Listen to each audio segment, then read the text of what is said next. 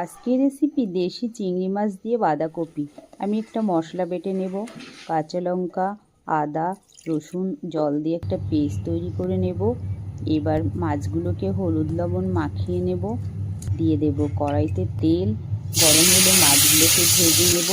ভেজে নামিয়ে নেব।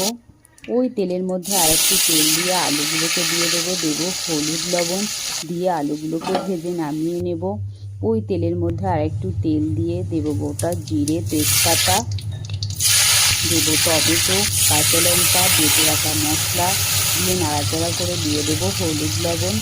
এবার বাঁধাকপিগুলোকে দিয়ে নাড়াচাড়া করে দিয়ে দেব মশলা, জিরের গুঁড়ো, ধনের গুঁড়ো, লঙ্কার গুঁড়ো, কাশ্মীরি রেড চিলি পাউডার দিয়ে নাড়াচাড়া করে দেব চিংড়ি মাছগুলোকে নাড়াচাড়া করে একটু ঢেকে দেব।